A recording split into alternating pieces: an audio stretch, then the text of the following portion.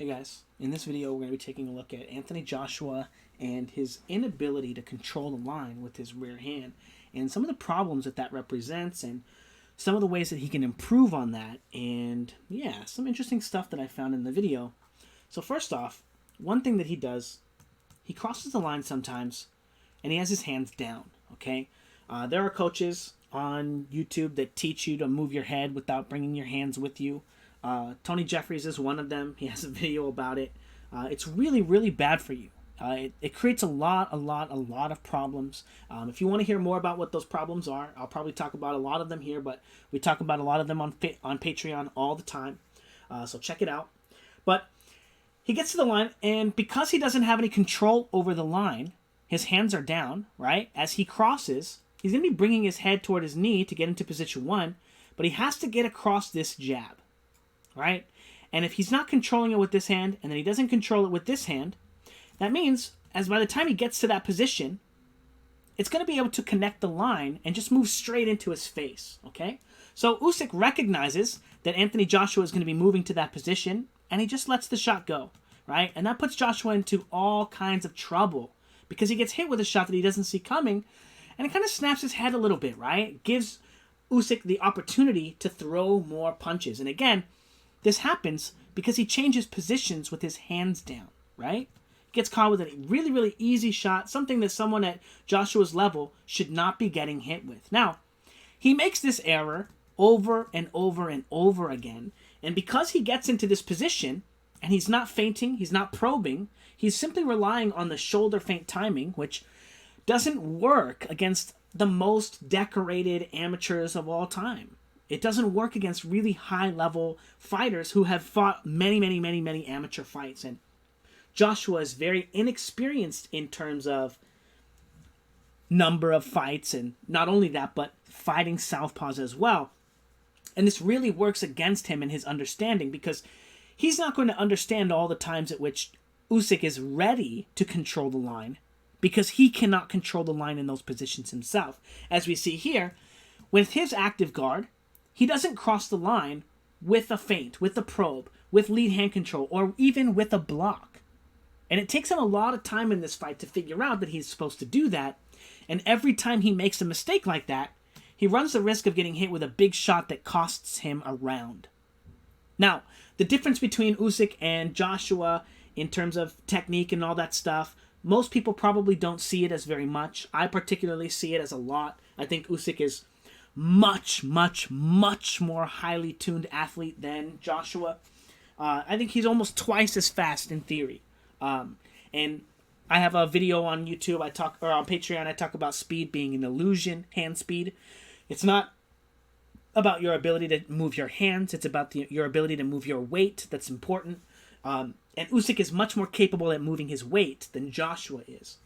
Now, when Joshua moves into these positions, and he has to worry about Usyk being able to throw his weight into his face for free, because again, with no control over the line, how does Joshua find himself into a position to defend himself from the 1-2 of Usyk if he's not even as fast as he is, right? He's already moving into a compromised position, and he can't get out of that position and get his block fast enough, right?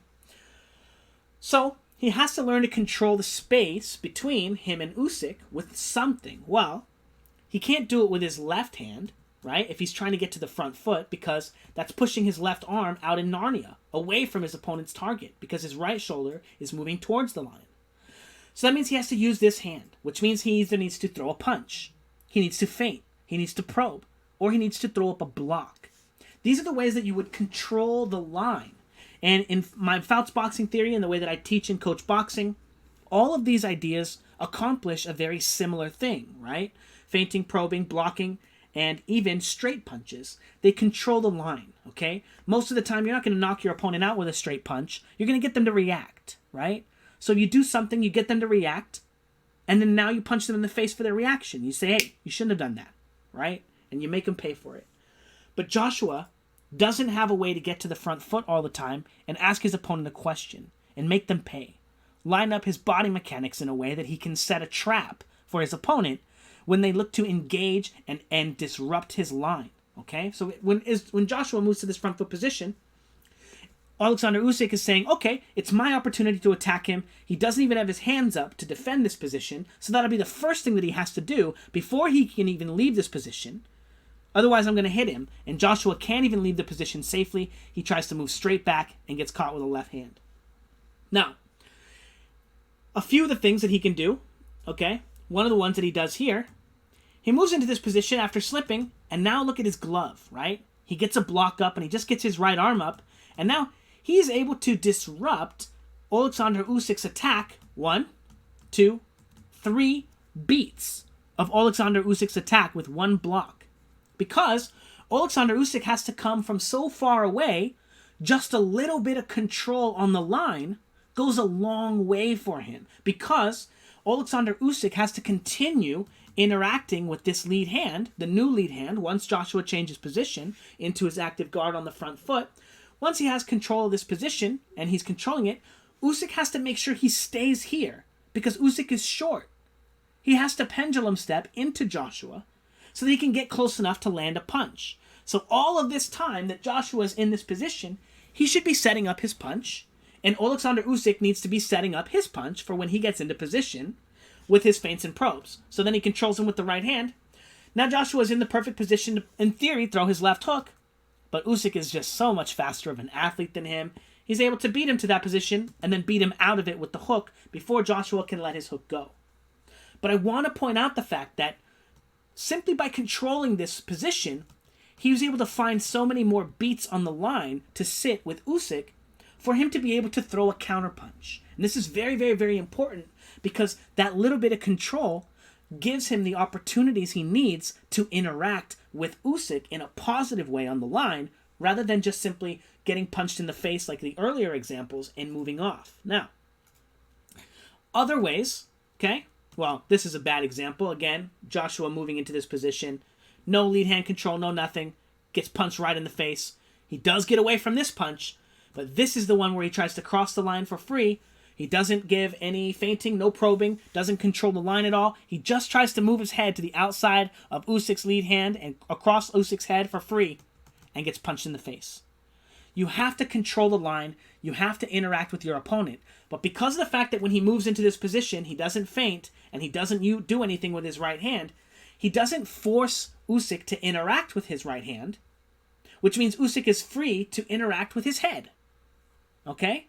So because the right hand did not push Usyk off of his line, Usyk was free to push him off of his line with his right hand and make an attack. And as we can see, Joshua was not quick enough to get his head off the line that was being attacked, so he got hit. Now, a little bit more of what Joshua is supposed to do. Here. Notice, as he crosses the line here, very similar. Usyk's in a similar position on the front foot, but Joshua comes in with the lead right hand, and he feints him, right? And that pushes Usyk off of his line and stops him from being able to interact with Joshua while Joshua is trapped on the front foot, okay? Now, Joshua has this terrible habit of falling off balance after he feints, but because he's looking to interact and feint, he's able to stay in position here and find that next attack from Usyk. Rather than being hit, that beat, that rhythm that Joshua's normally off balance moving into this position, he's able to cover that beat and cover that rhythm with that right hand and force Usyk to interact with him. Okay? Because if Usyk doesn't interact with this right hand, what happens next time if Anthony Joshua just moves straight into that and throws it as a punch and knocks Usyk out? Well, Usyk's a very, very, very experienced fighter, and that would never happen to him, probably. So, but he remains control of the line here, and it also allows him to choose the ending of his position better, so that he can move off the line and find the next attack as well from Usyk. Now, one more clip here. Oh, two more clips. Nope, one more clip. Here he is, controlling the space with the right hand, right? Right at the beginning of the 9th round, moving forward. And again, controlling the space with the right hand. Did it land? No. But it stopped Usyk from being able to use his front foot position, rhythm, and timing in that beat and that rhythm from attacking Joshua, while Joshua, again, is moving forward with his back leg after throwing that right hand. Again, his poor technique causes him to do that. But pay attention to this movement. After throwing that shot, it allows him to get into a position where he can get his right hand back to control the line and his left hand in position to control Alexander Usyk's head and stop Usyk from being able to land a power shot. Now, Usyk does look like he gets a little bit of contact here, but one of the more important ideas that we want to pay attention to is that Joshua is seeing these punches coming, and that means that he's going to be able to roll and move a little bit and take a little bit of the effectiveness away from them. And that's much, much, much more valuable, well, than simply the idea of him getting hit and not getting hit, right? Because at the highest level, it's small margins, okay? It's not an easy fight for Usyk. Look at Usyk's face at the end of this fight. We all think that was a boxing lesson. We know. But it still wasn't easy. It's not easy to give a guy a boxing lesson like that. A guy that big, who hits that hard, who's been training to fight that long. It's not easy. Okay? But we can see the difference in the separation by saying landed punches and not landed punches.